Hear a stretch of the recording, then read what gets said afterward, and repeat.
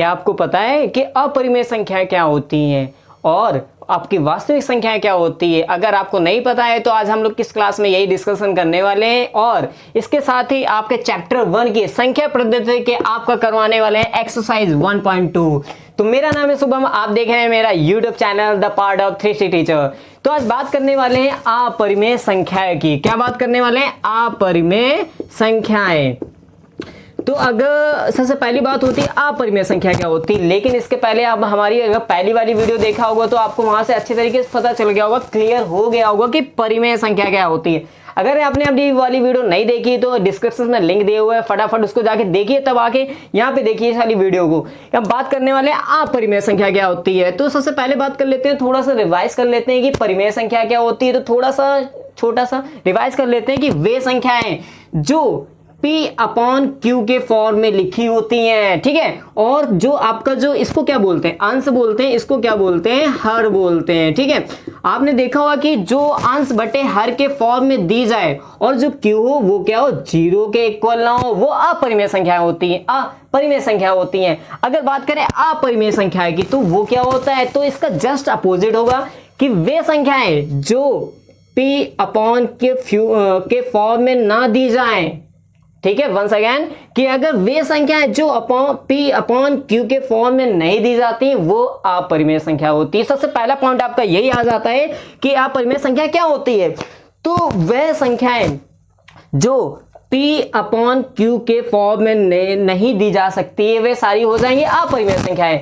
और जैसे एग्जांपल ले लो, जैसे कि और क्या एग्जांपल होता है, जैसे एग्जांपल हो जाएगा आपका √2। अब ये बताइए ये क्या होता है, ये क्या आप P/Q के फॉर्म में लिख सकते हैं? एब्सोल्युटली नहीं, ठीक है। तो ये संख्या क्या हो जाएंगे, अपरिमेय संख्या है। अगर कई बच्चे पूछेंगे सर ये बताइए √4 क्या चीज है, ये क्या चीज है। अब देखो क्या है बेटा, √4 क्या होता है, इसको अगर सॉल्व करेंगे तो आपको पता है कि इसके फैक्टर्स निकालते हैं, फैक्टर्स आपको गुणनखंड जिसको बोलते हैं, तो आपको पता है कि इसके फैक्टर्स कैसे निकालने, तो इसका हो जाएगा 2 × 2 के फॉर्म में, ठीक है। अगर इसको सॉल्व करते हैं तो आपको पता है कि अंडर रूट के अंदर जो होता है इसको अगर एक पेयर से बाहर निकालते हैं तो इसका आंसर हो जाएगा 2। अब ये आपने अगर पिछली वाली वीडियो हमारी देखी होगी तो आपको पता होगा कि अगर ये सिंगल अगर संख्या को लिखी है तो ये क्या हो जाती है, एक परिमेय संख्या है, ठीक है। तो आपको इस बात से समझ में आ चुका है कि क्या हो जाएगा। पॉइंट नंबर सेकंड की, तो आपने परिमेय संख्या में सीखा होगा कि क्या, कि अगर 0.011 के ऊपर ये बार लगाओ तो इसको क्या बोलते थे, परिमेय संख्याएं, ठीक है। अब देखते हैं इसमें क्या होगा अपरिमेय में। तो आपको पता है कि जो इस फॉर्म में ना दी जा, मतलब कि क्या हो जाएगा 0.101111010, ठीक है। अगर आपको कहीं भी ये संख्या मिल जाती है तो ये क्या हो जाएंगी, अपरिमेय संख्याएं, ठीक है। अगर आपको इतना समझ में आ चुका है तो अच्छी बात है। अब हम लोग क्या करते हैं, थोड़ा सा एक कॉन्सेप्ट और पढ़ेंगे, फिर हम लोग करेंगे अपनी एक्सरसाइज 1.2। तो वो कॉन्सेप्ट है वास्तविक संख्याएं, वास्तविक संख्याएं।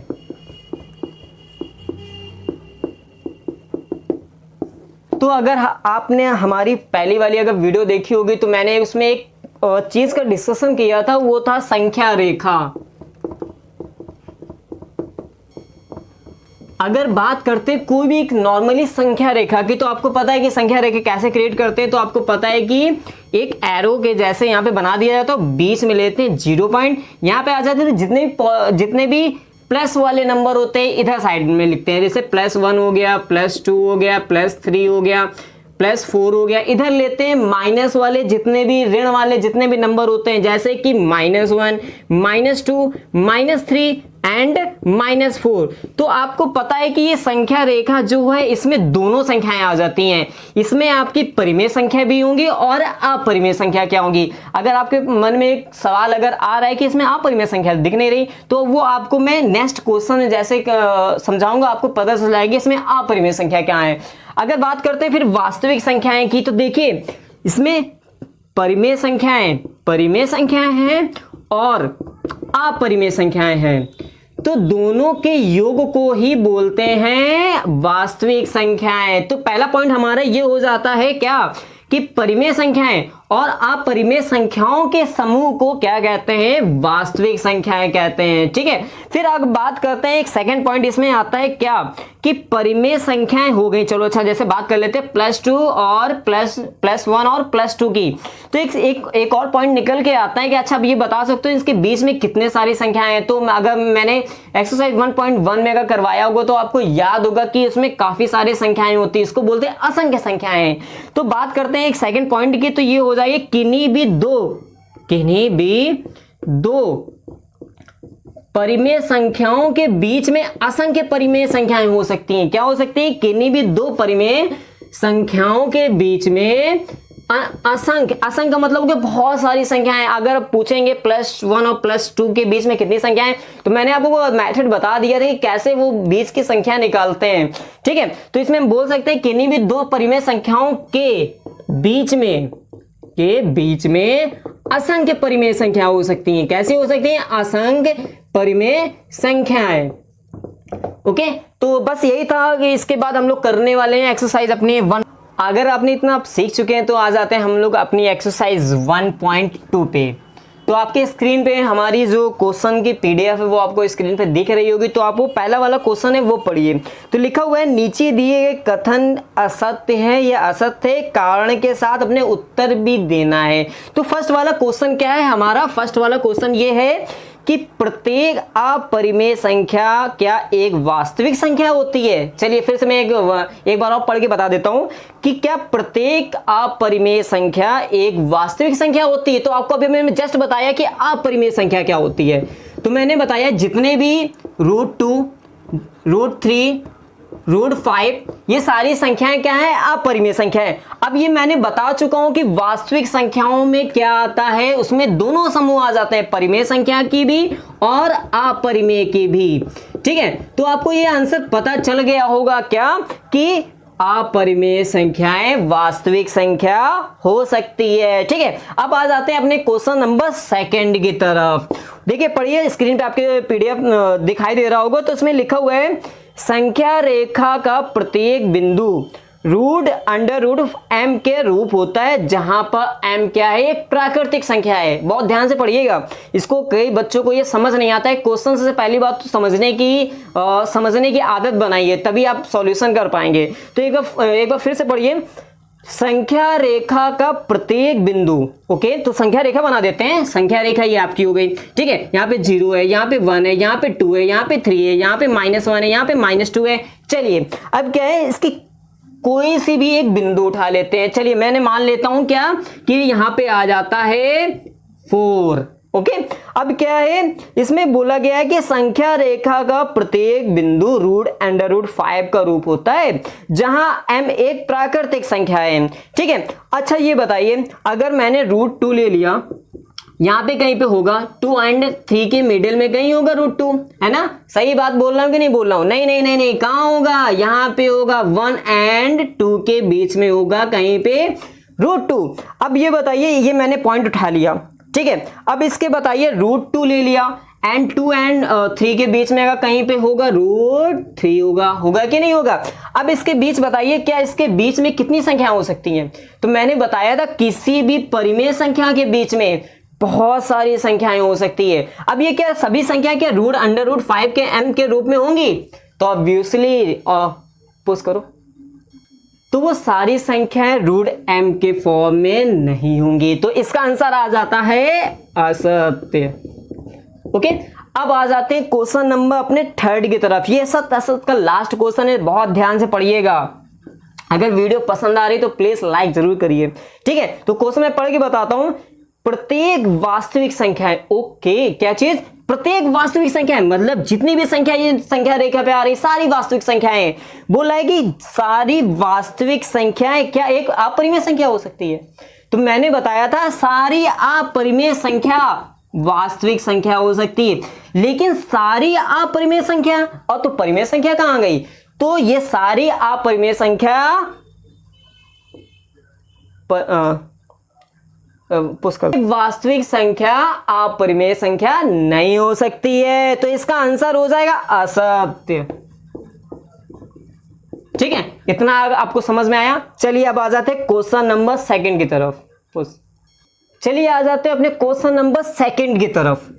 तो बहुत ध्यान से क्वेश्चन को पढ़िएगा। आपकी स्क्रीन पे क्वेश्चन क्या है, क्या सभी धनात्मक, चलिए क्या बोला है, क्या सभी धनात्मक पूर्णांकों के वर्गमूल अपरिमेय होते हैं। चलिए धनात्मक संख्या ले लेते हैं, जैसे कि +2, +3, +4, +5, +6, +7, +8, +9 अगर इनके वर्गमूल निकाले जाएं। चलिए अच्छा कुछ संख्याओं के वर्गमूल निकालते हैं।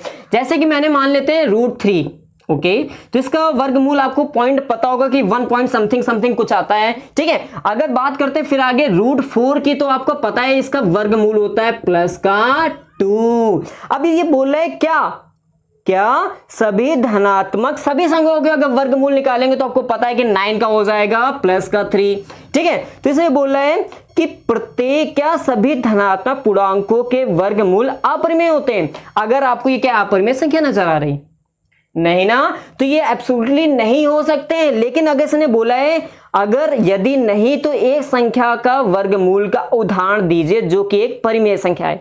चलिए सबसे पहला उदाहरण मैंने दे चुका हूं, कौन सा देख लेते हैं, +4 का। अगर इसके +4 का मैं वर्गमूल निकालता हूं, चलिए √4, तो इसका वर्गमूल निकल के आता है +2। तो ये आपका उदाहरण हो गया है, ओके। इसको जल्दी से नोट कर लिए, घबराने कोई जरूरत नहीं। आपको सारे सॉल्यूशन आपको पीडीएफ फॉर्म में मिल जाएंगे। हमारे टेलीग्राम चैनल डिस्क्रिप्शन में लिंक दिया है, वहां पे जाके ज्वाइन करिए। सारे रिलेटेड नोट्स हैं, किसी भी एक्सरसाइज के सॉल्यूशन है, सारी आपको चीज मिलेगी। बस आपको जल्दी से क्या करना है, हमारे टेलीग्राम चैनल पे ज्वाइन हो जाना है। अब आ जाते हैं नेक्स्ट अपने क्वेश्चन नंबर 3 पे। ये आपका एक्सरसाइज का लास्ट क्वेश्चन है, बहुत ही अच्छा क्वेश्चन है। इसको बहुत ध्यानपूर्वक पढ़िएगा और समझिएगा। इस एक्सरसाइज का लास्ट क्वेश्चन नंबर 3। इसके पहले मैंने एक छोटी सी गलती की कि आपको अपरिमेय संख्या को निरूपित करके नहीं बताया था कि जैसे कोई भी ले सकते हैं अपरिमेय संख्या, जैसे √3 हो गया, √5 हो गया, ठीक है। इसको मुझे डिनोट करना था, यहाँ पे दिखाना था। मैं कहां से दिखा सकता हूं, तो यही क्वेश्चन है, बहुत ही अच्छा क्वेश्चन है। तो एक बार ध्यान से पढ़ लीजिएगा, इसका सॉल्यूशन मैं बताता हूं। लिखा हुआ है दिखाइए कि संख्या रेखा पे, ओके, तो एक संख्या रेखा मैं बना लेता हूं। यहाँ पे बहुत इजीली से, बहुत ही अच्छा सा संख्या रेखा है। यहाँ पे 0, 1, 2, 3, -1, -2 और आगे बढ़ेंगे तो -3, ठीक है। इसको क्या करना है, मुझे यहां पे मुझे डिनोट करके निरूपित करना है √5 आखिर कहां पे प्लेस है, कहां पे मुझे दिखाई दे रहा है। तो चलिए इसका आ जाते हैं सॉल्यूशन की तरफ। तो क्या करते हैं, सॉल्यूशन करते हैं इसका, ठीक है। तो आप ये देखिए, अच्छा ओके, मुझे क्या दिखाना है, √5 दिखाना है, ओके। तो चलिए मुझे अब आपको पता है कि इसका अगर वर्गमूल निकालेंगे तो प्लस ही आ रहा होगा, ठीक है। तो अगर मैं देखता हूं प्लस के साइड में या उसकी तरफ देखता हूं, प्लस पूर्णांक की तरफ जाता हूं, तो आपको यहां पे दिखाई दे रहा होगा 0 से यहां पे 1 है, इसके 1 से 2 है, 2 से 3 है, ओके। इतना समझ में आ गया। आपको पता है कि निर्देशांक अगर ज्यामिति क्लास 8 में पढ़ी होगी तो आपको पता है कि एक संख्या रेखा पे आपको क्या करना है, ज्यामिति आप यहाँ पे फिगर बना सकते हो, ठीक है। अगर मैं बात करता हूं 2 पूर्णांक, यहां से 2 स्टेप मैंने यहां पे ले लिए, ठीक है, और इतना ही 2 स्टेप मैंने क्या कर दिए, यहां पे ले लिया, ठीक है। तो यहां पे ले लेते हैं 2 स्टेप्स, यहां पे 2 यूनिट बोल सकते हो, 2 पूर्णांक बोल सकते हो, ठीक है। और जितना ही लंबाई में मैंने 2 यहां पे ले लिए,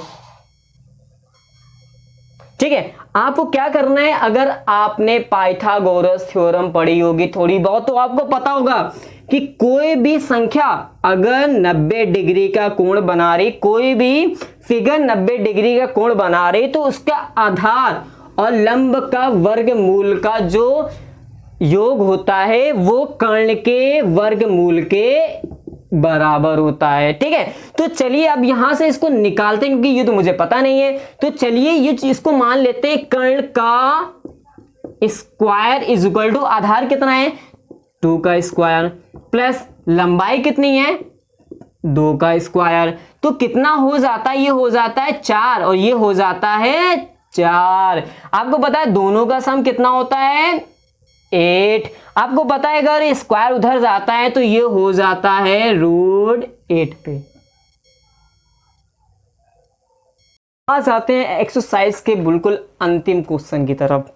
तो बहुत ध्यान से पढ़िएगा, आपकी स्क्रीन पे क्वेश्चन ये दिया हुआ है, दिखाइए कि संख्या रेखा पे √5 को किस प्रकार निरूपित किया जा सकता है। तो क्वेश्चन को एक बार फिर से समझेंगे। दिखाइए कि संख्या रेखा पे, तो मैंने यहाँ पे एक संख्या रेखा बना दी है, तो आपको पता है मिडिल में 0 होता है। यहाँ पे जितने भी प्लस के पूर्णांक होते हैं यहाँ पे लिख देता हूं मैं। यहाँ पे +3 हो गया, यहाँ पे माइनस वाले होते हैं तो -1, -2 एंड -3।